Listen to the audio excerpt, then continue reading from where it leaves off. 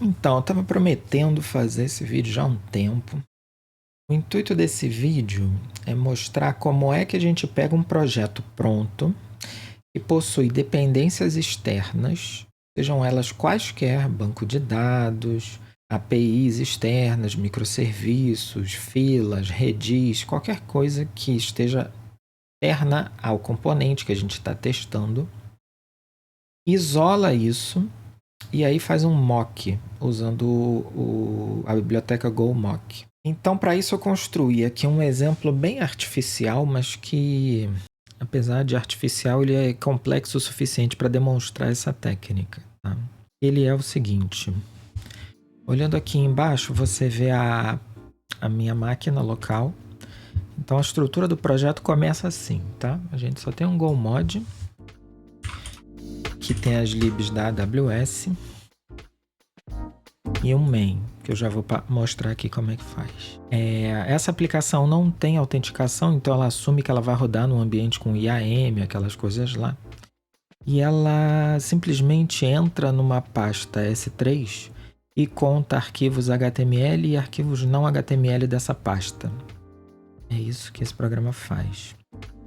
Na minha máquina, ela não roda porque não tem permissão. Não tem permissão, ela não sabe nem o ambiente onde vai conectar, não tem nenhuma variável de ambiente, nem nada.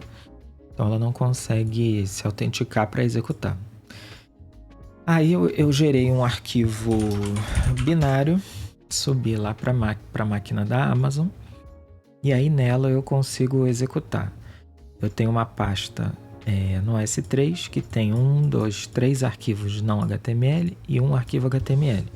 Então executando esse main lá na Amazon, ele executa na hora um HTML e 3 que não são HTML, certo? Então é isso que a gente vai tornar testável localmente. Eu quero conseguir testar local sem precisar subir na Amazon, enfim. Eliminar a dependência externa, que no caso aqui é a API da Amazon, mas podia ser um banco de dados, podia ser qualquer componente externo à nossa aplicação. Partiu para o código. O código pega numa variável do ambiente uma região. Isso aqui eu botei para a gente ficar um pouquinho mais fiel ao que a gente usa em produção, né? A gente tem variáveis de ambiente. Sim, as dependências são a API da AWS, de conectar, e de S3. Chama API de nova sessão para se conectar. Cria uma sessão de S3 na região que a gente selecionou a variável de ambiente. Pega de uma variável de ambiente o nome do bucket que a gente quer enumerar. Define ele como parâmetro. A gente quer listar os arquivos que estão na raiz do bucket, então não tem prefixo. Esse prefixo seria tipo um subdiretório. E no S3 não é subdiretório, né? É como se todos os arquivos tivessem o prefixo com o nome do diretório. Lá eles não têm esse lance de pasta. A barra faz parte do nome do arquivo, por isso que chama prefixo. Porque se tivesse uma subpasta barra temp, é como se o arquivo fosse barra tmp barra o nome do arquivo. O arquivo inteiro seria esse nome. De qualquer forma, a gente não tem, a gente está listando na raiz direto, sem prefixo. Chama a API de listar objetos, né? E aí faz a contagem. Quantos HTMLs, quantos que não são HTML. Enumera na resposta. A resposta tem esse contents, que é uma coleção de objects, se não me engano. Coleção de objects. E aí a gente vê, o sufixo do arquivo é .html, se for conta como HTML, se não conta como outro, e aí imprime. Então, a lógica que a gente vai testar é essa aqui, na verdade.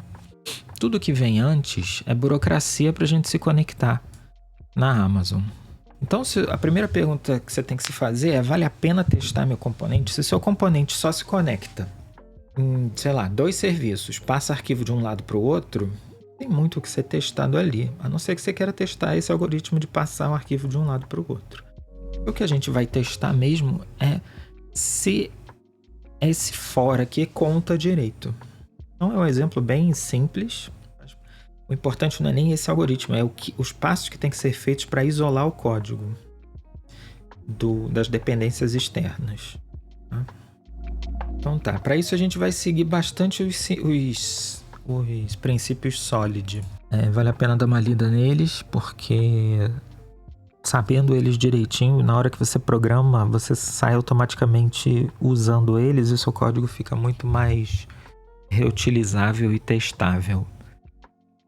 E uma coisa que eu sempre ficava na dúvida que eu via é que você tem que primar pela reusabilidade do código. Eu ficava pensando, mas para que se meu código só vai ser usado na minha aplicação, né? Por que ele precisa ser reutilizável? E com o tempo, com a experiência, com maturidade, a gente vai percebendo que o fato do código ser reutilizável não é para ele ser utilizado em outro projeto. Pode ser, mas não é só por isso.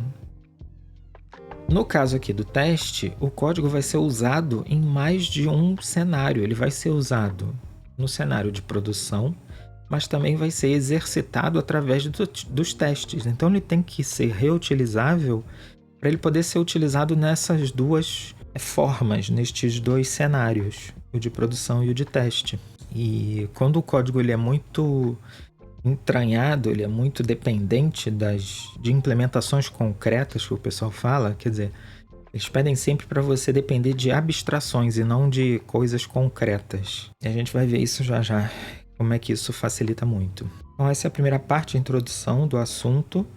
Aqui o código super simples. Então bora começar. Como dá para ver aqui, o código ele tá todo na main, né? A main, função main, ela é responsável por fazer tudo.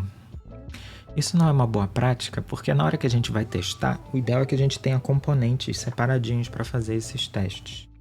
E a main não é um componente separadinho. Ficar exercitando a main não é muito usual. Ficar chamando a main, entendeu? Então, o que eu vou recomendar fazer? Eu vou recomendar que vocês minimizem a main ao máximo possível para que ela não precise ser testada. Ela puder ser uma chamada de um componente. Esse componente, sim, ser testado é o ideal. E daí a gente garante que não tem lógica, não tem o que falhar, ela simplesmente repassa a chamada para outro componente. E aí a gente testa esse outro componente. Para começar, vamos extrair esse código num outro pacote, num outro package. Em Go, você não pode ter dois pacotes na mesma pasta. Então a gente vai ter que criar uma nova pasta, que eu vou chamar aqui de Lambda.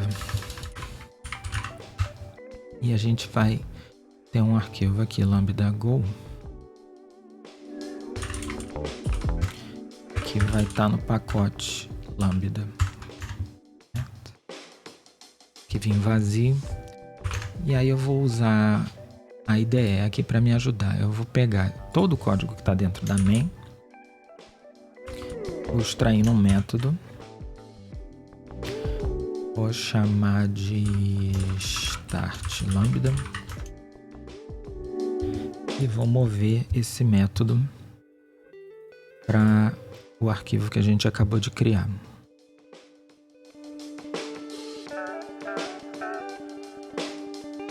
Ó, esse start lambda vai ser movido para lambda.go. Tá? Fazendo esse refactoring, ele já inclui para mim. O nome do meu módulo é fullbar, que eu inventei, tá? Então, por isso que ele botou esse nome fullbar. Aí ele já coloca lá no arquivo, sabe que o package é lambda, então ele já moveu para cá.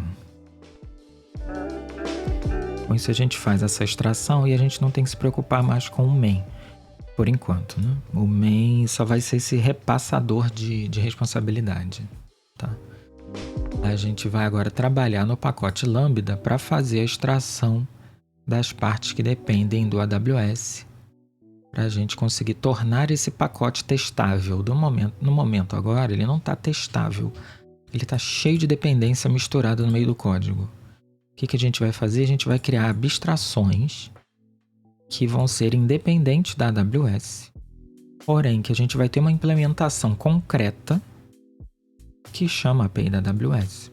Então vamos fazer umas extrações de método para começar a arrumar, separar o que é alto nível do que é baixo nível. O que eu chamo de alto nível? O que é lógica de programação e o que é burocracia, contratos que a gente precisa para chamar essa API específica. A primeira coisa que eu vou fazer é transformar esse bloco aqui que está repetido aqui e aqui numa função para ficar mais abstrato isso aqui. Tá? Vou chamar isso aqui, extrair uma variável, chamar isso aqui de key, pode ser. Vou transformar isso aqui em def value. Tá? E aí vou extrair isso aqui em uma função.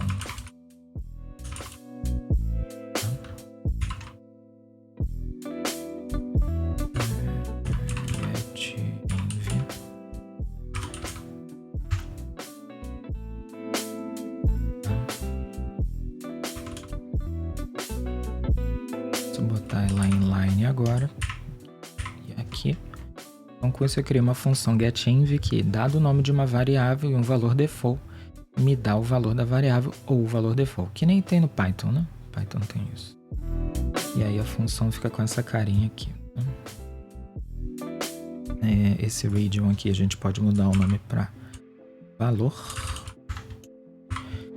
E aí fica a chave valor com valor default. Né? Então extraímos o getInv. O primeiro uso é esse. O segundo uso é esse aqui. getInv com esse valor default. Tá? Como o teste ainda não existe, eu não tenho como validar na minha máquina. Eu teria que compilar, jogar em produção e ver lá se está rodando ainda. Como é uma mudança muito simples, é uma extração, eu vou confiar na minha ideia que ela não fez nenhuma besteira e tá funcionando, tá?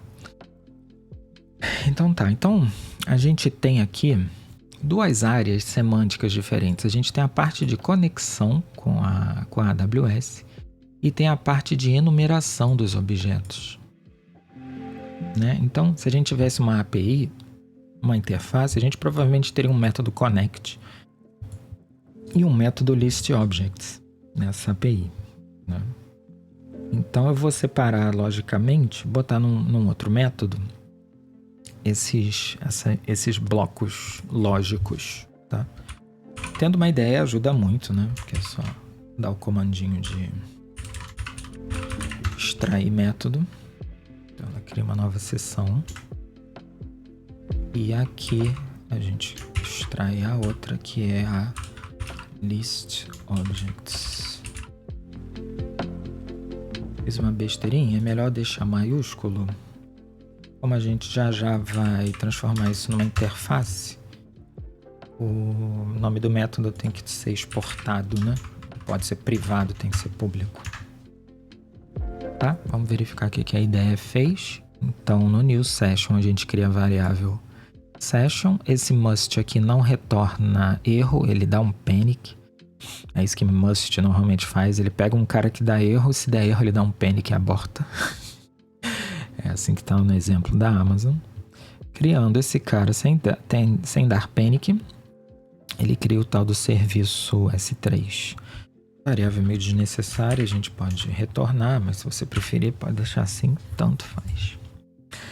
E aí temos o listObjects. O listObject, ele recebe o nome do bucket e o serviço.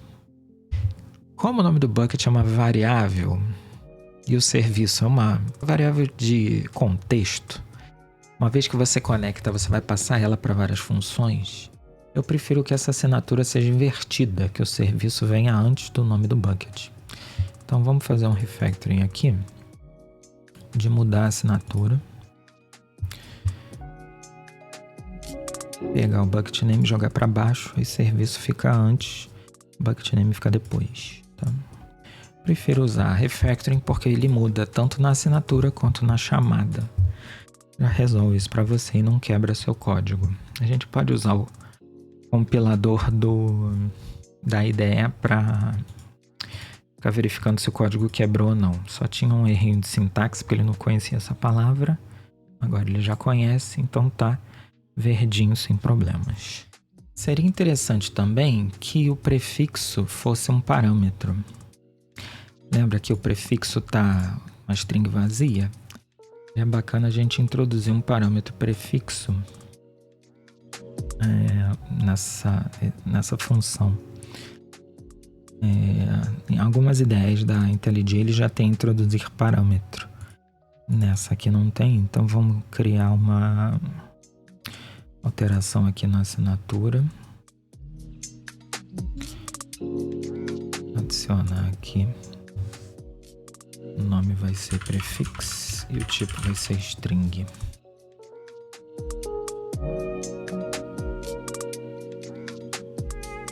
E a gente vai usar aqui esse parâmetro prefix.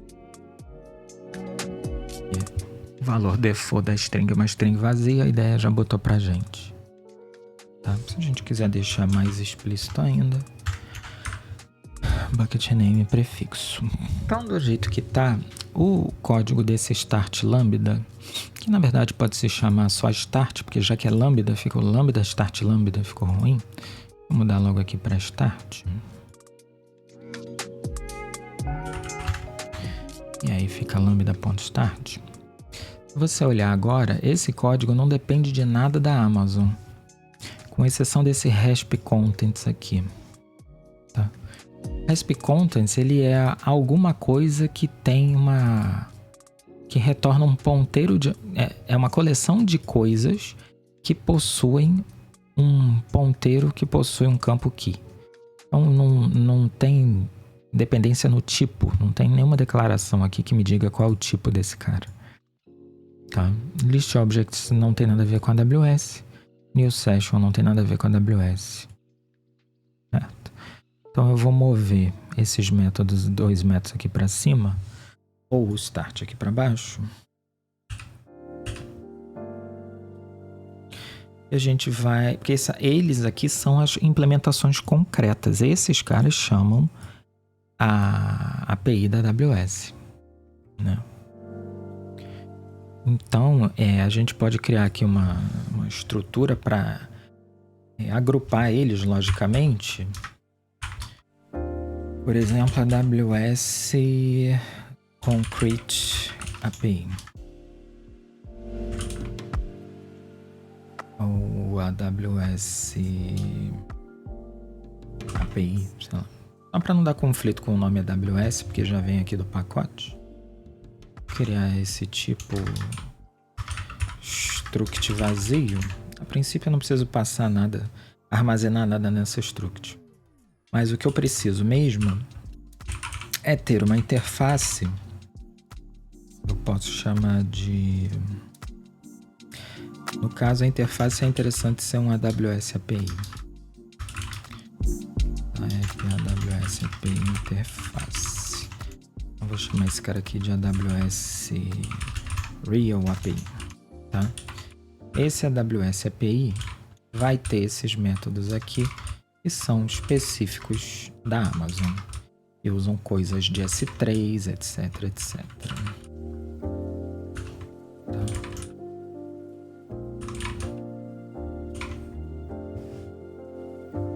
Beleza. E aí, esse cara aqui, obviamente, pertence a essa estrutura. Não usa ela para nada, então não preciso nem botar uma variável nela. É só para agrupar mesmo. Tá? E aí eu posso dizer que o start recebe aqui um AWS do tipo AWS API. Posso botar uma API para não dar conflito com o nome AWS. Então esses caras aqui são desta interface API. Tá? Com isso eu isolei a parte física. Essa parte física real pode estar em outro projeto, pode ser um módulo, um pacote seu externo, reutilizado entre outros lambdas, entre outros componentes. tá? Na verdade, esse cara aqui. Esses caras aqui. A API real. Desde que ela implemente essa interface, tá valendo. Vê que a minha ideia, ela já detecta que esses caras, ó, eles possuem uma especificação. Eles são compliant, eles implementam uma interface. Então a minha ideia, ela mostra aqui que se tivesse mais de uma implementação, ela ia abrir um menuzinho. Qual implementação você quer ir? Por enquanto só tem essa. Então esta estrutura de dados, ela implementa essa interface. Tá? Com isso, o programa continua funcionando, tá? Eu não tenho como testar aqui, mas eu posso compilar ele e jogar lá no servidor. Vamos ver. Build. Ah, sim. A gente mudou a assinatura do start, né? Então o main tem que passar uma Real API. Eu gosto de criar um método que retorna um valor dessa estrutura, porque você pode mudar o tipo dela. Se eu não tiver esse método, eu vou ter que saber o nome desse cara e o tipo dele. O AWS Real API, eu vou ter que escrever assim para instanciar ele. Então isso aqui está me dizendo que ele é um struct. Se algum dia eu mudar essa implementação, quem me chama fica sabendo demais, tem que mexer em um monte de código, sabe? Então eu prefiro fazer um método super simples aqui, que é uma função que retorna um AWS Real API. Ela simplesmente instancia e retorna. E aí aqui eu posso chamar esse new. Desse jeito, esse cara aqui não precisa saber qual é o tipo, nem nada, entendeu? Se eu mudar a implementação lá, o cara aqui nem muda, tá? Então, continuamos com o mínimo necessário aqui no main. Ele simplesmente repassa o start dele para alguém. E esse alguém recebe agora a implementação da API. Com isso, a gente consegue agora substituir esse cara por um mock, por um cara falso que finge ser a API e que vai nos possibilitar fazer o teste. Então, com isso, essa função aqui, que era altamente dependente da API da Amazon, ela agora está reutilizável, ela está desacoplada. Ela não depende especificamente da API da Amazon. Eu mover esses caras para outro arquivo, essas dependências aqui vão junto. Entendeu? Vamos fazer isso para vocês verem. realapi.go package lambda e vamos mover umas coisas. Vamos mover a struct AWS Real, o método new, o método listObjects e o método newSession, tá? Ele vai para o novo arquivo Real API. A única dependência que eu fiquei foi desse S3, porque a interface depende desse tipo S3, tá? E tudo bem, que a gente vai mocar ele. Mas olhando aqui no Real API, ó, ele levou a parte toda da AWS para cá. E a ideia continua sabendo que esse cara aqui implementa essa interface aqui. No Go não tem problema nenhum você declarar a interface no ponto que você usa ela. Porque esse cara aqui nem sabe daquela, quer dizer, sabe porque ele implementa, mas ele não precisa saber da existência daquela interface em termos de código. Quem precisa saber é esse cara aqui. Então você bota perto do uso dela, que é o usual. Então vamos ver se agora compila. Compilou. Vamos copiar lá para minha máquina de teste. Para ver se continua funcionando. Continua funcionando. Então, depois desses refactorings todos, foram só rearrumações. A gente não mudou o comportamento, a gente só mudou a estrutura do código. Pela definição, refactor é isso, mudanças estruturais que não alteram o comportamento do código. E foi exatamente isso que a gente fez. Certo, então o próximo passo agora é introduzir os testes. Então vamos lá, para fazer o arquivo de teste, a gente cria na mesma pasta do pacote que a gente quer testar um arquivo com o sufixo teste. E aqui vocês vão reparar, na hora que eu for criar o package, a minha ideia, como já conhece as regras de Go, ela me dá essas duas opções. Lembra que eu falei que o Go só permite um pacote por diretório? Tem uma exceção a essa regra, que é o pacote sublinhado teste. Para você conseguir testar um pacote simulando o mundo real, estando do lado de fora, é uma boa prática você usar o underline test. Por quê? Se eu estou direto no pacote real, no pacote que eu quero testar, eu vou ter acesso a campos privados, eu vou ter privilégios nesse teste. E o ideal é que o teste não teste detalhes de implementação, que ele teste só a interface. Porque é isso que importa para o resto do mundo. Ela vai interagir com o teu código através da interface desse pacote. Então, prefira usar sempre underline test, a não ser que tenha algum caso muito específico que você precise testar uma implementação. Mas é bem raro, tá? Então a gente cria aqui o arquivo lambda test no pacote lambda test. Então, agora que a gente tem uma interface extraída, a gente consegue utilizar o pacote GoMock. Para instalar ele,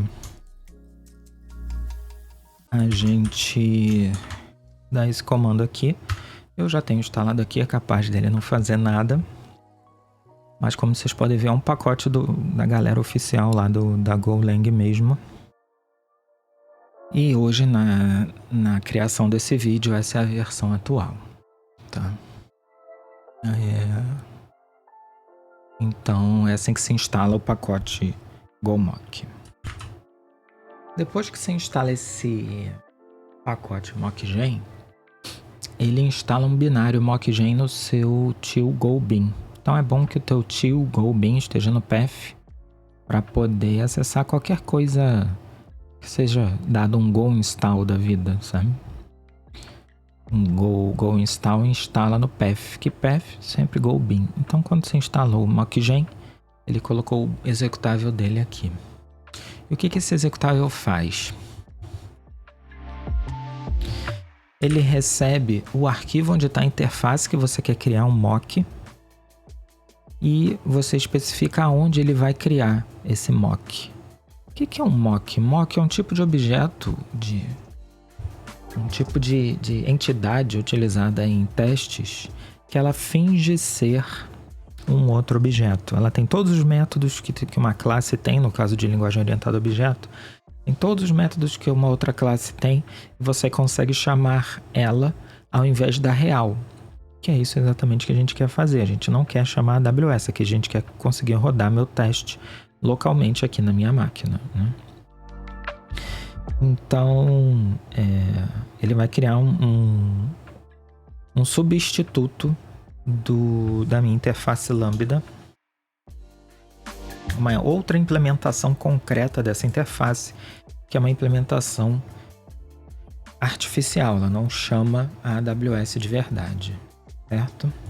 E além disso, o nome aqui não diz, ele também é um spy, ele é um espião. Na literatura de teste, um objeto que é do tipo spy, ele vai gravando tudo que é feito com ele, e aí você consegue fazer testes que levam em consideração o que aconteceu com ele. Foi chamado método tal, com parâmetro tal, esse método retornou isso, sabe? Então, o GoMock, ele faz as duas coisas. Ele é tanto um mock quanto um spy. A gente vai ver isso daqui a pouco. Então você pode rodar esse comando aqui na mão e vai dar erro porque Lambda não está nesta pasta Lambda está na subpasta lambda. E agora vai funcionar. Com isso ele cria uma pasta mocks. E lá dentro coloca o nosso mock lambda.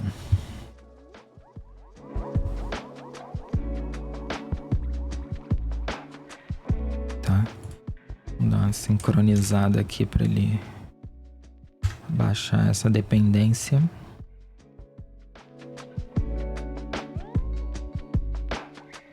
Pronto. Aí reindexar e aí acertou. Isso é coisa da minha IDE, não precisa se preocupar com isso. Então esse arquivo ele é gerado. Ele fala aqui, código é gerado por mockgen, não edit. Esse arquivo aqui ele vai ser regerado, precisa ser regerado toda vez que você alterar a interface. Tá? Ele já puxou a dependência do S3 que a gente precisa para retornar as coisas. Mas aí, você olhando aqui no que ele implementa, ele cria uma mock AWS API. Lembra que a gente tem uma Real AWS Real API. Aí agora a gente tem também uma outra implementação que é uma mock AWS API. Também tem um método de new, ele segue boa prática que nem a gente. E aí ele tem esse método expect que todo mock tem. E aí depois tem a nossa interface real, list objects e new session. Tá? Mas eu não gero esse mock desse jeito na linha de comando, não. Eu uso uma ferramenta que tem no compilador do Go, que é o Go Generate. Tá? Esse arquivo, que é onde está o Lambda, a gente colocando aqui em cima esse comentário aqui, e colando a linha que a gente quer que ele execute, mesma linha que a gente colou lá, menos a pasta, porque ele agora já está dentro da pasta. Quando a gente der Go Generate, ele procura em todos os arquivos que a gente especificar e roda esse comando. Então você não precisa guardar isso aqui em lugar nenhum, já fica na própria documentação, no próprio arquivo, fica documentado o que você precisa executar. Então aqui estão os arquivos, a real implementação que chama AWS, nosso código de teste que por enquanto está vazio, e o código cliente que usa a AWS, que é o cara que está sobre teste. Né? Se a gente fizer agora aquele Go Generate recursivo, ele vai criar aqui na pasta mocks, tudo bem que está dentro de Lambda, não tem problema, um mock Lambda. Então esse Go Generate eu normalmente boto num Makefile e aí eu dou um Makegen e ele já executa esse Go Generate aqui. Toda vez que a gente alterar a interface, vai dar erro na hora de rodar. Não precisa se preocupar, vai dar erro no teste.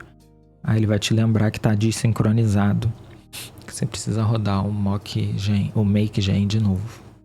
Tá? Então deixa essa linha aqui, porque é com ela que o Go sabe o que tem que ser executado. E então, bora partir agora para fazer o teste. A gente já tem tudo que precisa. Já está isolado o código. Ele já não depende especificamente da AWS, né, da API da AWS. A gente já tem um mock que finge ser a nossa implementação da interface. Então agora partiu fazer o teste. Olhando a documentação do Go Mock, você vai ver que ele explica aqui como é que você faz para instalar, como é que você faz para rodar, tá? Flags que ele aceita, como é que você constrói os mocks, né? Com a interface e tal. E aqui como é que você faz o teste. Eu vou copiar esse exemplo aqui dele, colar aqui.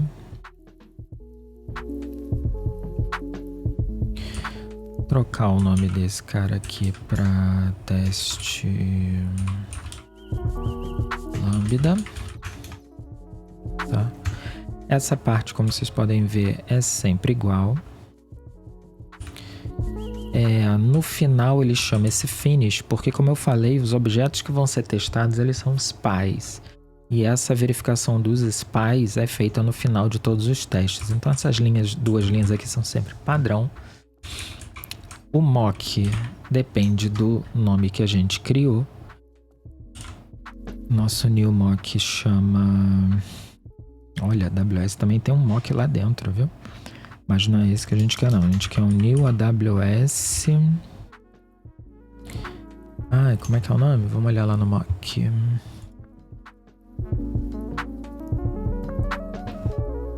New mock AWS API.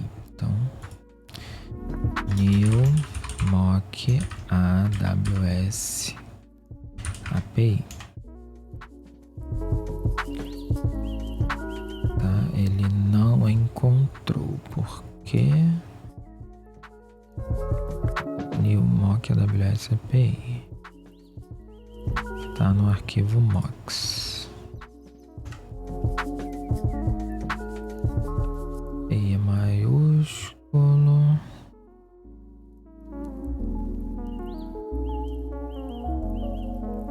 Copy and paste. É isso mesmo. Tá. Tudo bem. Vamos botar um fubá. Lambda mocks. E aí vamos chamar esse cara aqui de mock. Pra gente poder chamar esse new aqui. Tá? Com isso a gente instancia o mock. O mock, como eu falei, sempre vai ter esse método expect. Você sempre começa a sua chamada com esse expect. Só que no caso, nossa API não tem método bar, né? Ela tem o método new session, tá?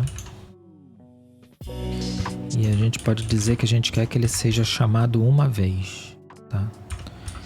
New session recebe, que new session recebe uma string, que é essa string, é a região, tá? No nosso caso aqui do mock não faz a menor diferença. Então, vou pedir para ele esperar que o nosso teste chame new session com uma string vazia uma vez, tá? E como é que a gente chama o cara para executar? Porque isso aqui é só uma definição de uma expectativa. Dado que eu tenho uma API mock, eu espero que nessa API mock seja chamado o método new session com uma string vazia uma vez. É isso que eu estou dizendo. Mas quando? Como? Aí eu tenho que botar aqui a chamada do lambda start recebendo o nosso mock. Como ele implementa a mesma interface que a gente definiu, ele agora pode receber tanto o real quanto o mock. Por isso que a gente fez essa volta toda de extrair essa interface e tal. E agora o nosso código é reutilizável para produção e para teste, né? Coisa que eu não mencionei é que todo teste do Go, que é um framework que já vem na linguagem Go, recebe esse parâmetro T, que é um contexto dos testes, e aí você repassa ele aqui na criação desse controller do mock. Isso aqui é igual. Todos os testes vão ter essas duas linhas aqui iguais. Tá? Então, se eu for executar os testes, Go teste, você vai ver que o teste vai falhar miseravelmente. Por que ele falhou?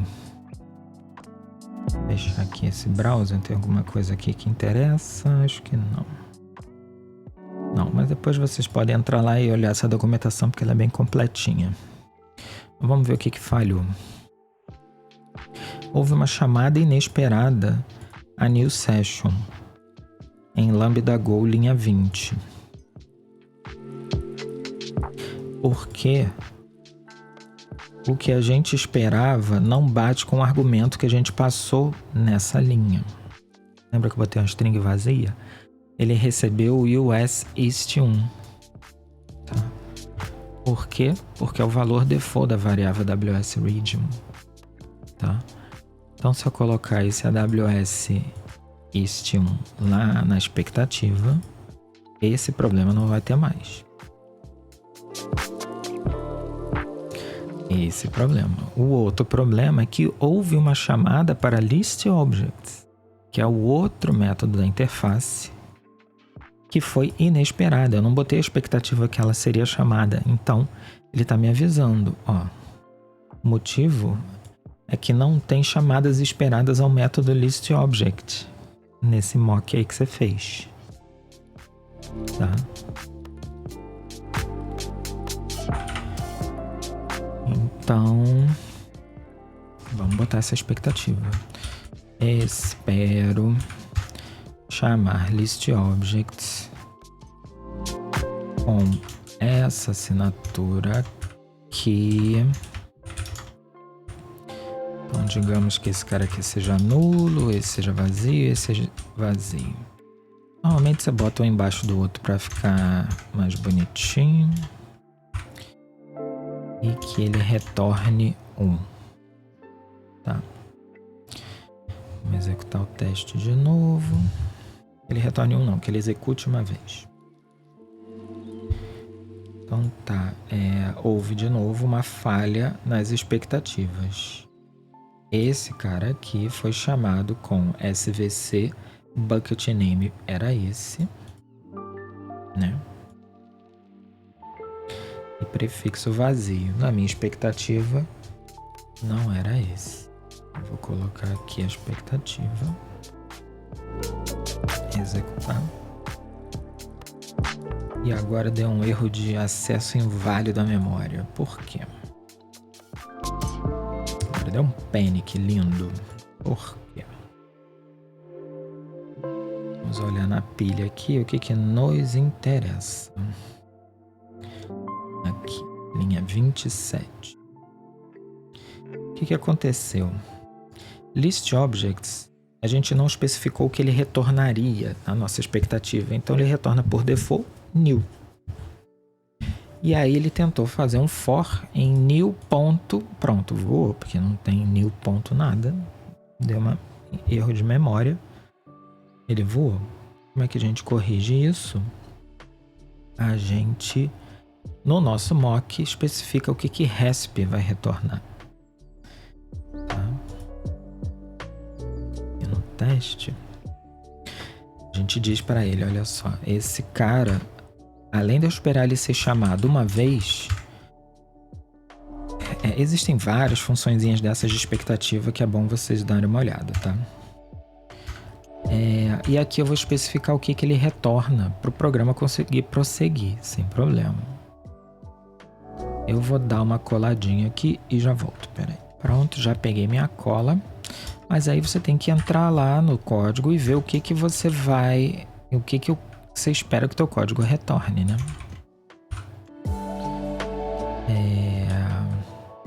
No caso do listObjects, olhando lá na assinatura dele, ele retorna esse S3 listObjects output, tá?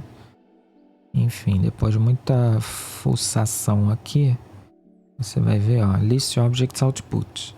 Aí você pode entrar, ver o que tem nesse tipo, o que é que a gente usa.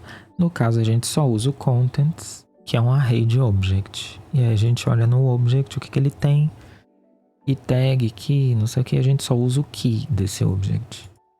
Tá? Então o resp a gente usa o contents e desse contents a gente usa o key.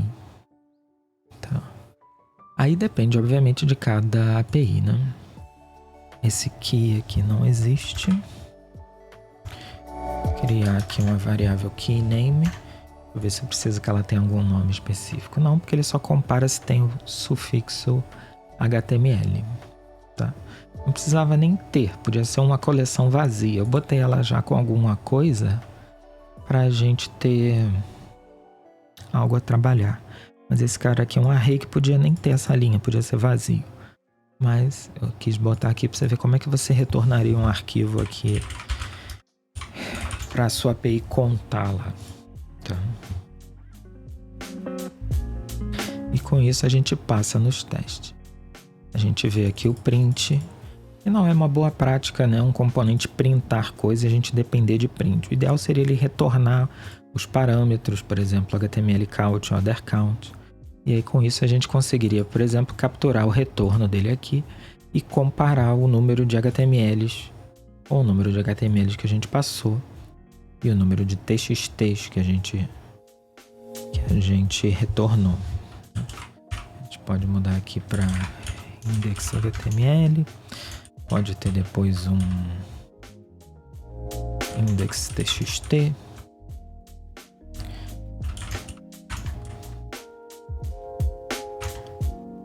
E aí repara que agora eu consigo rodar aquele código na minha máquina sem depender da AWS. Eu estou mocando tudo, tá?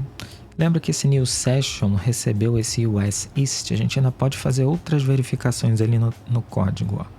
O getEnv de AWS Region, ele passa para o new session o que tiver nessa variável. Se a gente quiser verificar isso, aí já é uma coisa meio específica, já está muito dependendo já do código lá dentro. Mas se for algo importante para ser validado, a gente pode definir uma variável de ambiente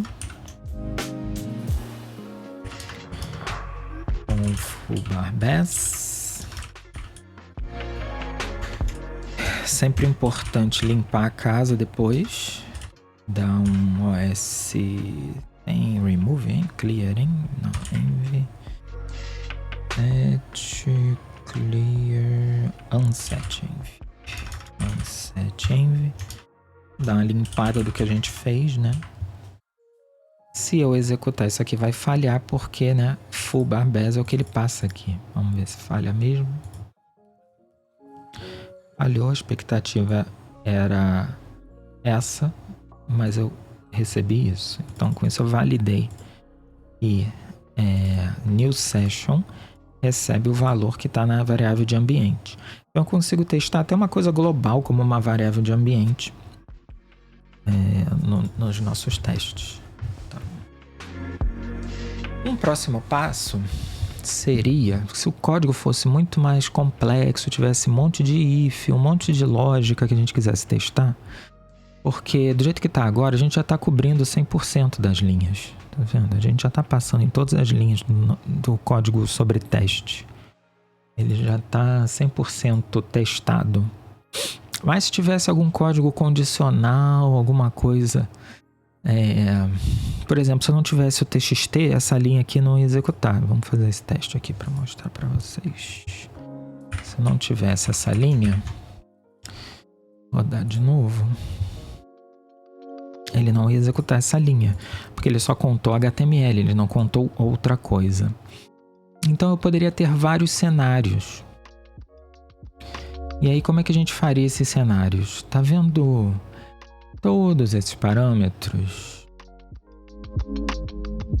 A gente usaria o que no Go é muito usual, que é fazer tabelas de cenários de teste. Tá? Eu vou pausar aqui, montar uma tabelinha dessa e já mostro para vocês. Espera aí. Então tá, continuando. Eu fiz uma mudança botando num padrão mais usual dos testes de Go. Se você for olhar na biblioteca padrão de Go, por exemplo, os testes lá são implementados nessa forma de tabelas. E a tabela você monta do jeito que você quiser que faça sentido para os teus testes, tá? Aqui no caso desse nosso teste, a gente define um título. Isso aqui é padrão, a gente coloca um título para saber uma descrição do caso de teste, tá? E aí depois variáveis que fazem sentido para o nosso teste. Tem a AWS Region, que é aquela variável do ambiente. Tem os arquivos que você quer que a AWS retorne para você e você teste o que está acontecendo. O número de chamadas que new session tem que receber. O número de chamadas que list objects tem que receber e por aí vai. E aí você monta cenários, historinhas. Nessa historinha aqui, a pasta está vazia. A gente pode botar até assim, empty bucket. A região é foo_bars. Aqui o retorno da API vai ser uma array vazio. New session vai ser chamado uma vez, list object vai ser chamado uma vez. Aqui é igual, só que a gente retorna um HTML. E aqui a gente retorna também um TXT, tá?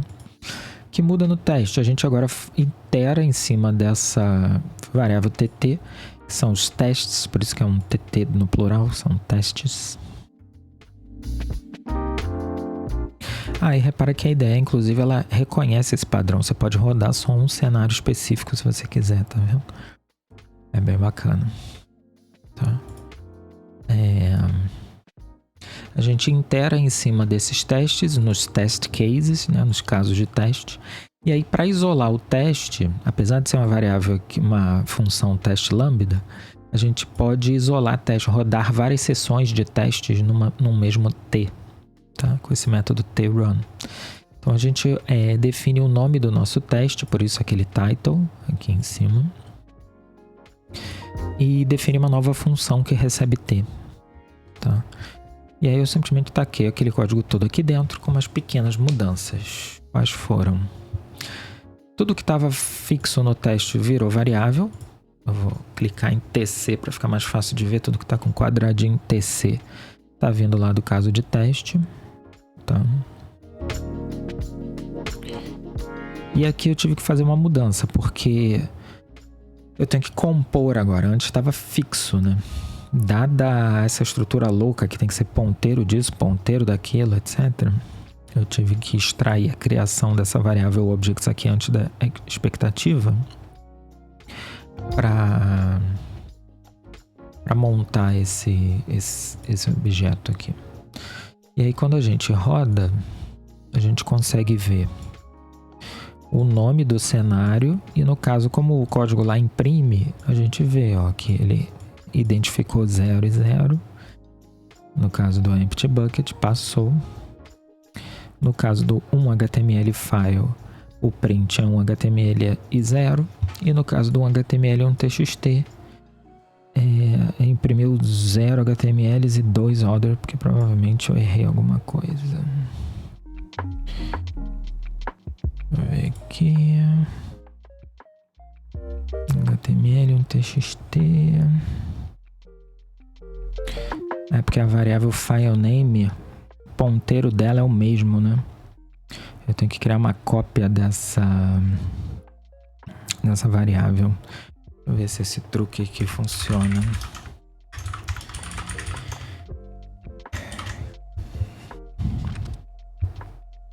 Funcionou, tá vendo?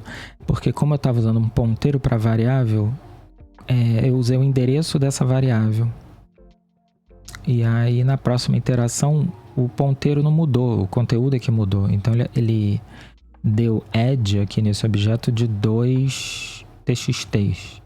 Ele ignorou o primeiro HTML, inseriu 2 txts. Na verdade, ele criou 2 ponteiros para essa variável. Agora, como eu crio uma variável local aqui na pilha, ele promove para o heap, enfim, aqui já é detalhe de Go. Mas aí eu criei cópias do conteúdo, tá? Eu criei uma variável local, filename, tá vendo que ela é verdinha? Ela é local aqui. E aí com isso eu consigo passar no teste um HTML e um TXT. Tá? Então o assunto ele é complexo, eu não quis encher muito de teoria. A teoria é gigante, dá pra gente conversar bastante. Esse aqui não é o jeito ideal de desenvolver um código com teste. Aqui a gente está colocando teste depois. O jeito mais, assim, nirvanamente falando, é o TDD, que é o desenvolvimento orientado a teste. Eu vou fazer um vídeo depois exemplificando uma sessão de TDD para vocês verem como funciona. E esse caso aqui é só para um código que já existe, que tem uma dependência externa. Como é que a gente tira essa dependência do código e testa ele sem depender de Amazon? Numa velocidade animal, 4 milissegundos. Para rodar isso tudo aqui, ainda poderia rodar muito mais. Esse 4 aqui deve ser muito mais tempo de setup do teste do que da execução real dele, porque está tudo em memória, como vocês estão vendo, né? Não tem uma conexão de rede, não tem nada. Tudo em memória. Então, espero que vocês tenham gostado. Qualquer coisa, deixa um comentário aí, me deem feedbacks. Valeu, obrigado, povo.